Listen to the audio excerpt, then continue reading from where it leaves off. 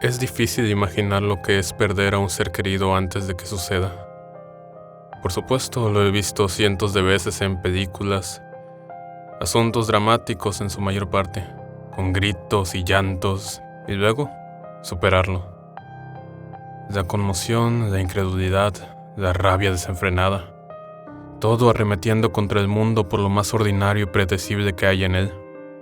Sin embargo, no fue así después de que mi papá desapareciera.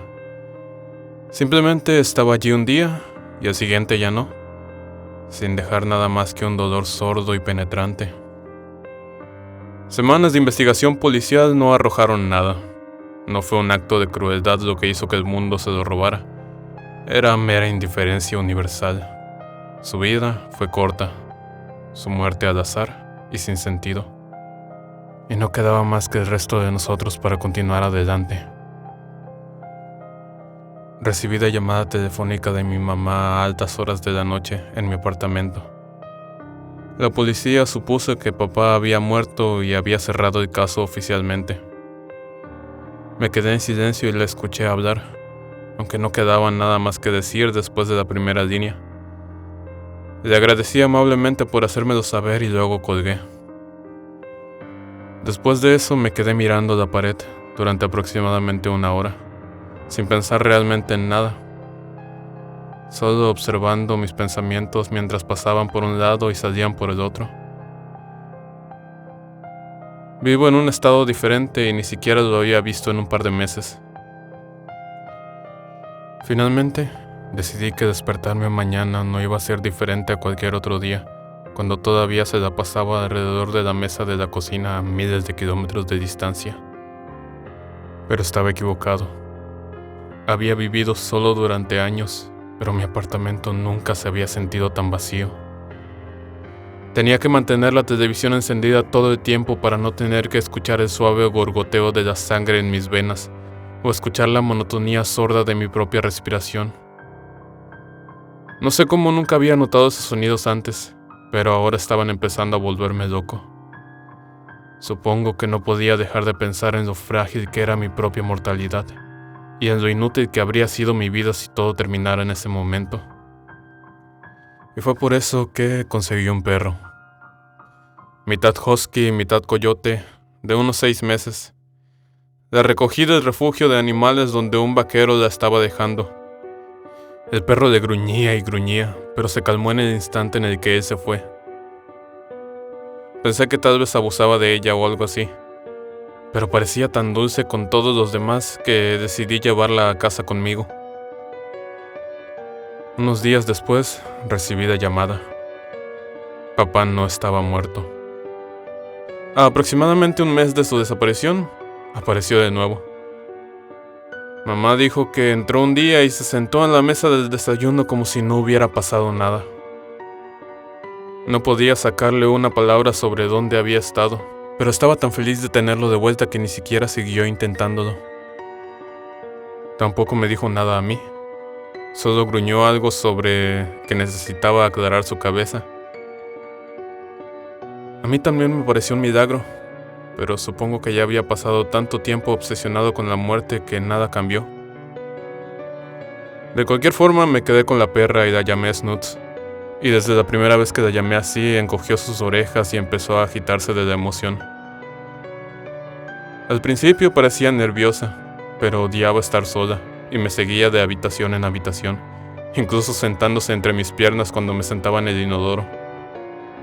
Snoots era absolutamente perfecta para mí. Su atención constante me hizo sentir que yo importaba de nuevo. Tal vez mi vida no importaba de una manera existencial, y tal vez mi muerte no significaría nada a una escala cósmica, pero significaría el mundo para ella. Me advirtieron que podría ser difícil entrenarla debido a la sangre de coyote, pero aprendió todo casi de inmediato. Era tan tímida que intentaba caminar entre mis piernas cuando un extraño se acercaba, pero se sentía tan bien saber que confiaba en mí.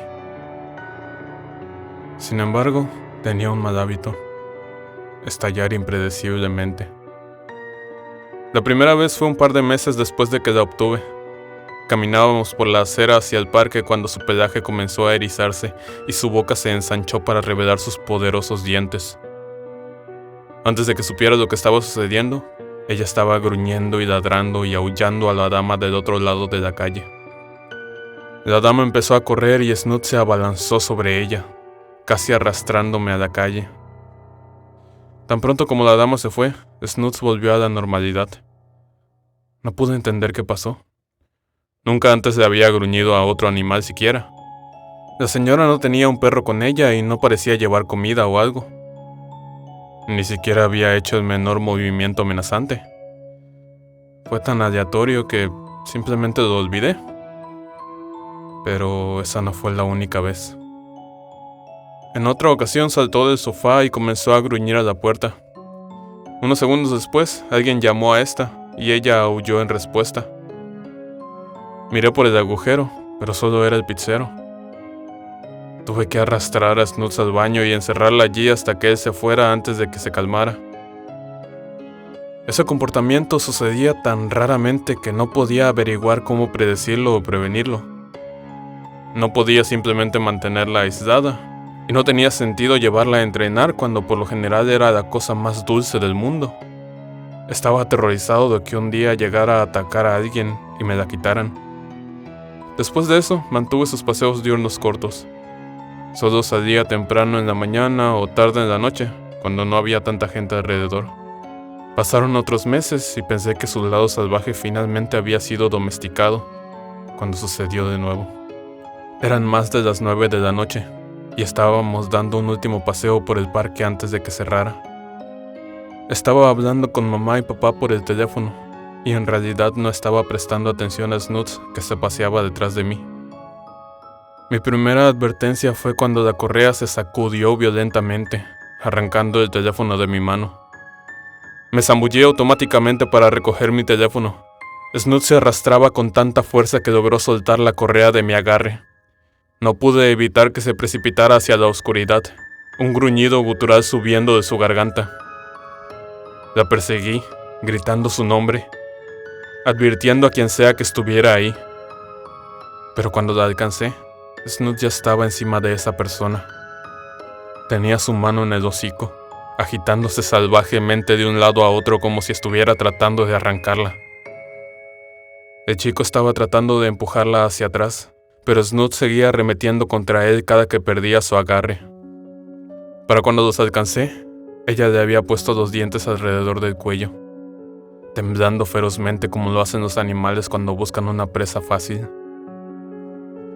Tomé la correa y tiré con tanta fuerza que Snoot prácticamente dio un giro hacia atrás. El tipo estaba ahora de pie, balanceándose inestablemente. Empecé a disculparme, pero las palabras se quedaron atoradas en mi boca.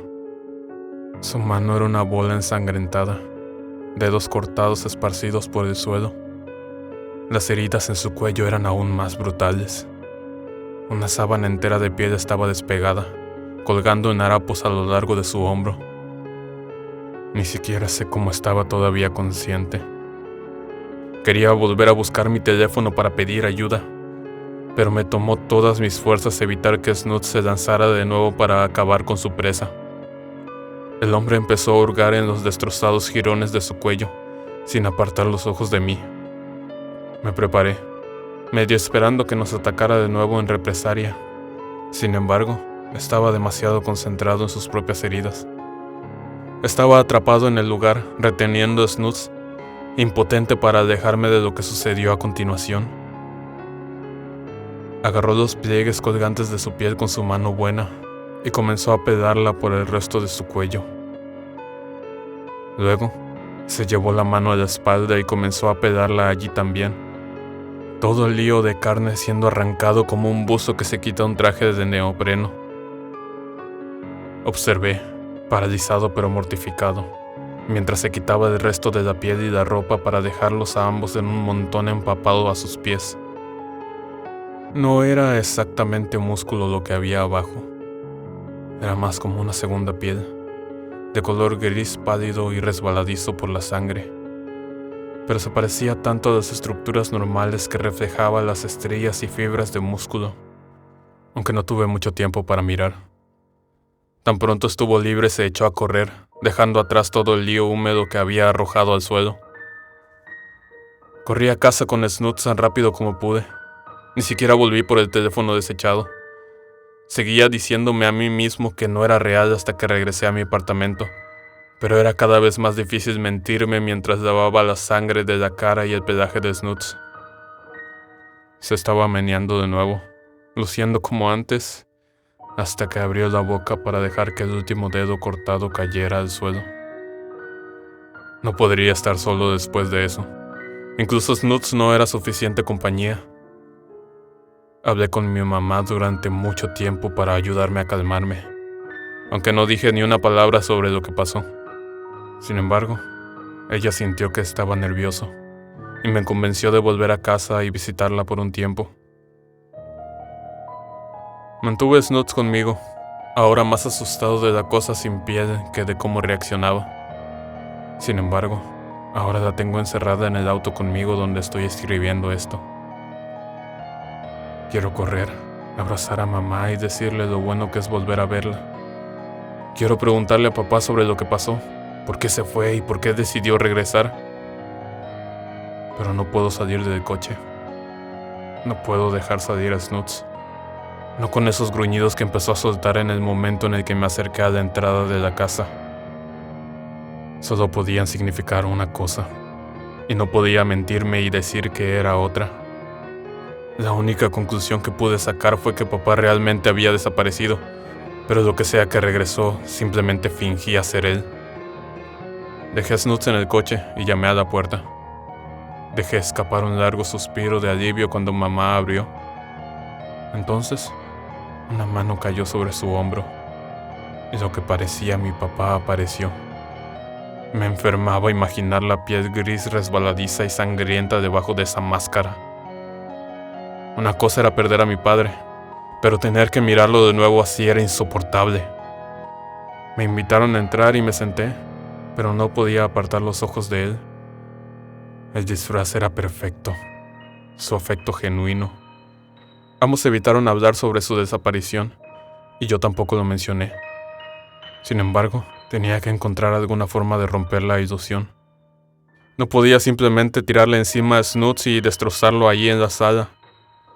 Tenía que esperarme un momento, hasta que estuviera a solas con él. Ese momento llegó más tarde esa noche. Snoots estaba en el patio, todavía agitada e inquieta por su proximidad a la criatura. Mamá estaba en la tienda, comprando algunas cosas para la cena.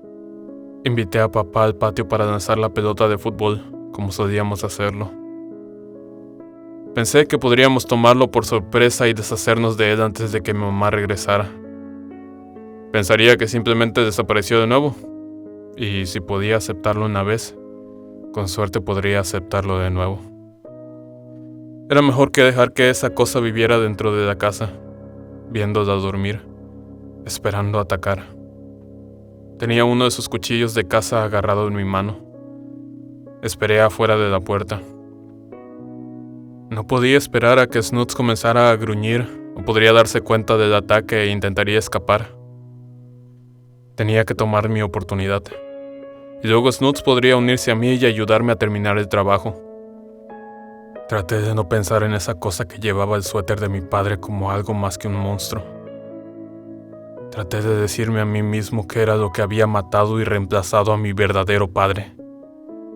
Cualquier cosa para facilitar el trabajo antes de que se perdiera la oportunidad. Y finalmente abrió la puerta. Salió afuera sin notar que yo estaba presionado contra el costado de la casa. Lo agarré por detrás, sin querer verle la cara. Hundí el cuchillo en su costado. No quería ni dejarlo hablar. Se inclinó hacia adelante y solté el cuchillo. Todavía no podía mirarlo, así que corrí al patio y abrí la puerta. Esta era la oportunidad. Le grité a Snoots, pero ella no se movía. Su pelaje estaba tranquilo. Ella corrió a lamerme y comenzó a menearse. Tuve que arrastrarla fuera del patio, empujándola hacia la criatura que se arrastraba por el suelo. Snoots me miró, sin saber qué hacer. Casi pensé que realmente me había vuelto loco hasta que por fin el pelo de su espalda comenzó a erizarse. Enseñó sus colmillos y se encorvó, lista para atacar. Pero no fue hasta entonces que noté el sonido de neumáticos en el camino de grava del otro lado de la casa. Snoots no le prestaba atención a mi padre. Fue a mi madre a la que sintió. Snoots corrió por el costado de la casa y yo corrí para seguirle el ritmo. Mamá estaba empezando a salir del auto con las bolsas de las compras cuando el perro saltó. Se las arregló para cerrar la puerta a tiempo, pero Snoots no se rindió. Se golpeó contra la ventana, gruñendo, golpeando una y otra vez contra el coche. Mamá alcanzó a echar reversa, saliendo del camino de entrada de la calle para desaparecer en la esquina. Llamé a la ambulancia, pero papá no parecía que fuera a lograrlo. Snoots vino a lamerle la cara, pero la sangre no paraba y no sabía qué hacer. Dijo que no me culpaba, pero cada palabra se estaba volviendo más débil que la anterior. Le pregunté por qué se había ido, pero ya me imaginaba la respuesta. Había huido cuando se enteró de que mamá había sido reemplazada por una de esas cosas. Entonces, ¿por qué volviste? Tuve que preguntar. Necesitaba un cierre antes de que se fuera para siempre esta vez. Porque todavía la amaba, me dijo. Y eso era lo más cercano que tenía a poder tenerla de regreso.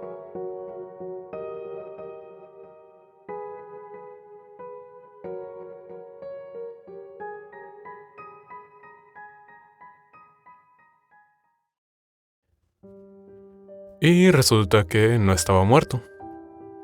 Tampoco es que haya decidido dejar este proyecto simplemente porque no conseguí 100,000 views en los primeros meses. Simplemente pasaron muchas cosas que me impidieron grabar durante un largo tiempo. Tanto así que en realidad esta es mi primera grabación desde diciembre. Todos los videos que se subieron durante enero fueron grabados con anterioridad. Así que... ¿feliz año? Pero bueno, no me queda nada más que continuar. A partir de ahora, trataré de subir un video todos los miércoles de cada semana. Y de vez en cuando alguno extra cuando me apetezca. Sin más que decir, que tengas dulces sueños.